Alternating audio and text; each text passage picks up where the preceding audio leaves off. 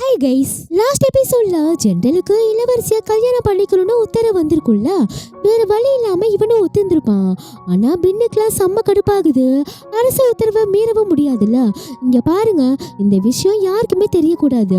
டே, குறிப்பா ஓட்டவாய் உனக்கு தான்டா. யூக்கு கண்டிப்பா தெரியவே கூடாது. அண்ணா, அது நீ எதுவும் சொல்ல வேணாம், நான் கொஞ்சம் தனியா இருக்கணும்னு சொல்ல. இவனுக்கு நல்லாவே தெரியுது ஜெண்டல் எவ்வளவு ஃபீல் பண்றான்னு. இவனு சோகமா அங்கிருந்து போயிடுறான். அப்ப மாஸ்டரோட ஒய்ஃப், அதான் இவனோட அத்தை பார்த்துட்டு டே பின்னே பின்னு கூவுறாங்க. எங்க பார்த்தா உழைடுவோமோன்னு நிக்கவே மாட்டான். என்னடா கூப்பிட கூப்பிட மலை மாட மாதிரி போயிட்டே இருக்க. அது நான் ஒன்று உளற. என்னடா என்ன ஆச்சு? ஐயோ ஒன்னும் இல்லாத, நீங்க போங்கன்னு அனுப்பி விட்டுறான். அப்ப மாஸ்டரும் பாக்குறாரு, என்னடா ஏன் பெத்து பிடிச்ச மாதிரி கிடக்க? ஒன்னும் இல்ல மாமா.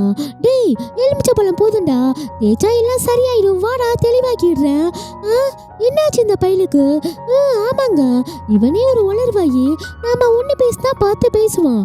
ஆனா எதுவும் பேசாம போறானா, ஏதோ பெருசா மறைக்கிறான்னு அர்த்தம். நானும் போய் பாக்குறேன்னு பின்னாடியே போறாங்க. இந்த பெண்ணும் யார்ட்டையும் சொல்ல முடியாம காட்டு பக்கமா ஏன் இப்படிலாம் நடக்குது, என் அண்ணன் சந்தோஷமா இருந்து இப்பதான் பார்த்தேன். ஆனா அது யாருக்கும் பொறுக்கலையா? அவருக்கு பிடிச்ச மனைவிய கான்குபேனா வச்சுட்டு அந்த இளவரசியா பண்ணிக்கணுமா? என்ன குடும்ப டைரக்டர், ஏன் இப்படி பண்ணிருக்கீங்கன்னு புலம்ப அத பின்னோட அத்தையும் கேட்டுறாங்க.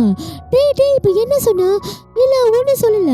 ஒழுங்கா சொல்றியா இல்ல யாராச்சும் கூப்பிடுவா? இல்ல நான் சொல்ற நிலைமையில இல்ல, அடைச்சி சொல்ல.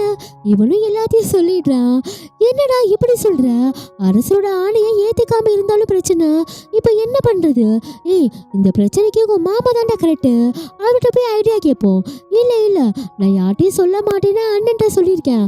அடே லூசு மாடு, உன் அண்ணன் வாழ்க்கை முக்கியம் இல்ல, தொலைன்னு கூட்டிட்டு போறாங்க. சேம் டைம்ல கிம்மோட ஆளுங்க அவங்கள எங்க தேடியும் கிடைக்கலன்னு சொல்லிட்டு இருக்கா. அடே சோத்து மூட்டைங்களா, இதை சொல்லவே இவ்வளவு வேகமா ஓடி வந்தீங்களா? போங்கடா, இன்னும் பார்டரை தாண்டி இருக்க மாட்டாங்க, சீக்கிரம் போய் தொலைங்கடா அப்ரெண்டிசிங்லான்னு அனுப்பி விடுறான். இவங்க 3 பேரும் வண்டியில தான் இருக்காங்க. இந்நேரம் நம்ம வேடம் போட்டு தப்பிச்சு வந்துதான் தெரிஞ்சிருப்பாங்க. எல்லா பக்கமும் தேடிட்டு வேற இருப்பாங்க. இப்ப என்ன பண்றதுன்னு யோசிக்கா. அப்ப வழக்கம் போல இவளுக்கும் கிளிக் ஆகுது. அப்ப குதிரையில துறவி ட்ரெஸ் போட்டு ஒருத்தன் போறத பார்த்துட்டு இந்த கிம்மோட அத்தனை ஆளுங்களும் பின்னாடியே போயிடுறாங்க. ஹீரோயின் தான் ஹால் செட் பண்ணி அனுப்பியிருப்பா. இந்த கேப்பை யூஸ் பண்ணி இவங்களும் அவங்க தங்கியிருக்க இடத்துக்கு வந்துடுறாங்க. கவலைப்படாத, கூடிய சீக்கிரத்துல உனக்கு நீதி கிடைச்சிரும்.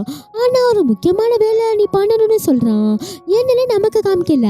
அடுத்து ஷையவும் ஹீரோயினுக்கு இந்த ஊர் போர் அடிச்சிருச்சான். பேலஸ்க்கு போக ரெடி பண்ணுங்கன்னு சொல்றா. அப்ப கிம்க்கும் அடியாட்ட இருந்து லெட்டர் வந்திருக்கும். இது மாதிரி அவங்க 3 பேரும் தப்பிச்சிட்டாங்கன்னு இவனுக்கு ரொம்ப பயமா போயிடுது. சரியான வெத்த பசங்க, நானே இதை சரி பண்றேன், ஆனா எங்கேயோ தப்பு நடக்குது. யாரோ 3வது ஆள் அவன் கூட இருக்கான், அது யாருன்னு விசாரிங்கன்னு அனுப்பி விடுறான். இவங்களும் கிளம்பிட்டாங்க. சேம் டைம்ல ஹீரோ அந்த லேடிய ஒரு ஹோட்டல்ல சீக்கிரட்டா தங்க வச்சிருப்பான். ஜின்ட்டு தான் அந்த பொறுப்பை கொடுத்திருப்பான். அம்மா, ஹீரோ தான் என்னை அனுப்பி வச்சாரு, பயப்படாம என் கூட வாங்கன்னு கூட்டிட்டு போறான். இந்த சைடு ஜென்டல யூவை பார்க்க வரான். யூவும் இவனுக்காக சாப்பாடுலாம் பார்த்து எடுத்து வச்சுட்டு இருக்கா. இவகிட்ட எப்படி சொல்றது, இவ எப்படி தாங்குவான்னு அவளை ஃபேஸ் பண்ண முடியாம அங்கிருந்து போயிடுறான்.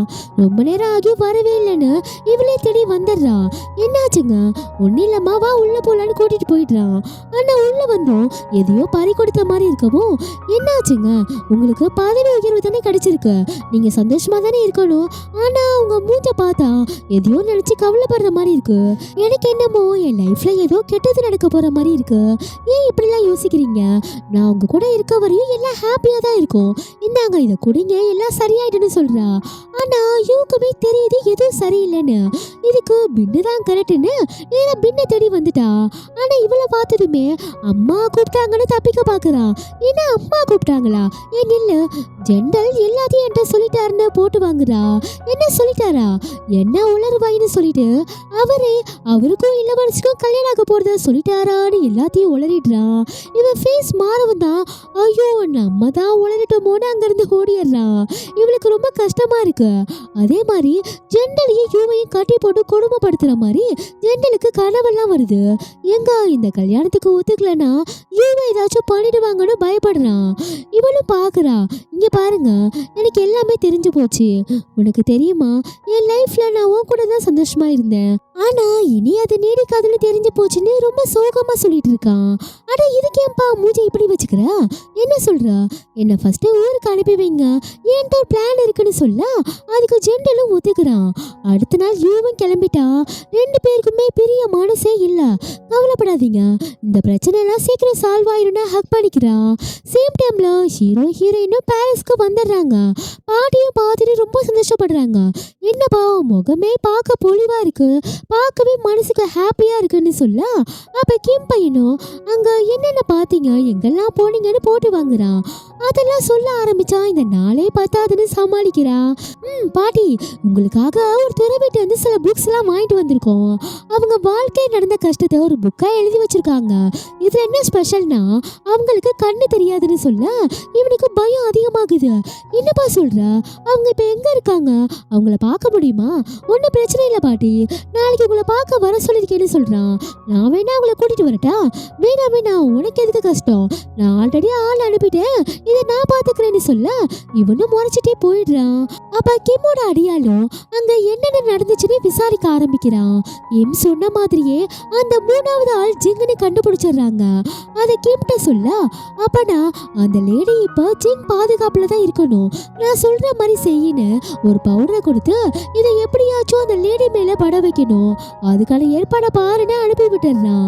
அதே மாதிரி அந்த லேடி வண்டி ஏறும்போது ஒரு சின்ன பையன் எனக்கு ரொம்ப பசிக்குது காசு கொடுங்கன்னு அவங்க கையை பிடிக்கிறான்.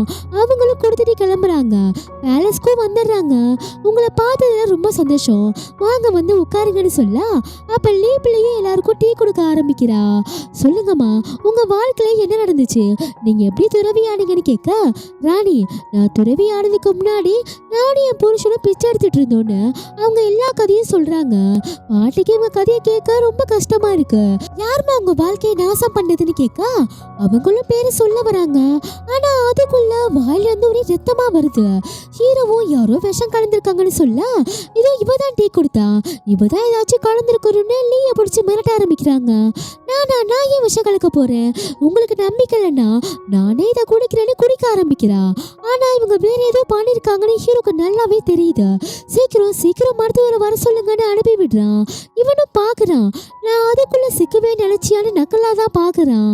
என்ன பிரச்சனைனா இவங்க உயிருக்கு ஒன்றும் பிரச்சனை இல்ல, ஆனா இந்த விஷயத்தோட வீரியத்தால இவங்களால இப்ப பேச முடியாது, பார்த்து சொல்றதுக்கும் கண்ணும் இல்ல. இப்ப என்ன பண்றதுன்னு யோசிக்க ஆனா எப்படி இது நடந்துச்சுன்னு கேட்கும்போது நான் அவங்கள எங்கேயுமே நிக்க விடல, யாரையும் பார்க்கவும் விடல. ஆனா வண்டி ஏறும்போது ஒரு சின்ன பையன் அவங்க கையை பிடிச்சான்னு சொல்லவும் இவனும் டக்குன்னு துணி எடுத்து கையை தொடச்சி தண்ணிக்குள்ள போடுறான்.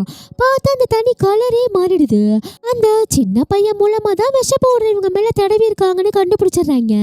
இதை நம்மளும் சும்மா விடக்கூடாதுன்னு சொல்றான். ஆனா கொஞ்ச நேரத்திலேயே அந்த மருத்துவர் வந்து உடம்பு ஃபுல்லா விஷம் பரவிடுச்சுமா, ஒன்றும் பண்ண முடியாது, எல்லாத்துக்கும் சொல்லி அனுப்புங்கன்னு சொல்லிடுறாரு. அதை லீப்லையும் பார்த்துட்டு தான் இருக்கா.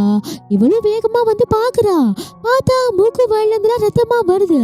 அப்பவும் மூச்சுலாம் இருக்கான்னு செக் பண்ணி பாக்குறா. இறந்துட்டாங்கன்னு கன்ஃபார்ம் ஆனதுக்கு அப்புறம் தான் கிம்ம தேடிய போறா. என்னடி என்ன ஆச்சு, அந்த அம்மா இறந்துட்டாங்க, நீ உண்மையை தானே சொல்ற? ஆமா, இந்த கையால தான் தொட்டு பார்த்தேன்னு பயந்துட்டே சொல்றா. இவனுக்கு இப்பதான் நிம்மதியாவே கிடைக்கு. அடுத்து கிம்மு, நான் விசாரிச்சதுல அவங்க ரெண்டு பேரும் சூதாட்ட கடைக்கெல்லாம் போய் விளையாடி இருக்காங்க. கண்டிப்பா ஹீரோக்கு சூதாட்டெல்லாம் தெரியாது. எனக்கு தெரிஞ்சு கண்டிப்பா இது எல்லாமே ஹீரோயின் வெளியே தான் இருக்கும். இவளுக்கு சண்டை வேற போட தெரியுது. உண்மையாவே இவ யாருன்னு யோசிக்கிறான். கைஸோட எபிசோட் முடியுது. வீடியோ பிடிச்சிருந்தா ப்ளீஸ் லைக் போட்டுக்கோங்க, அப்படியே சப்ஸ்கிரைபும் பண்ணிக்கோங்க. நெக்ஸ்ட் வீடியோல பார்க்கலாம். பை.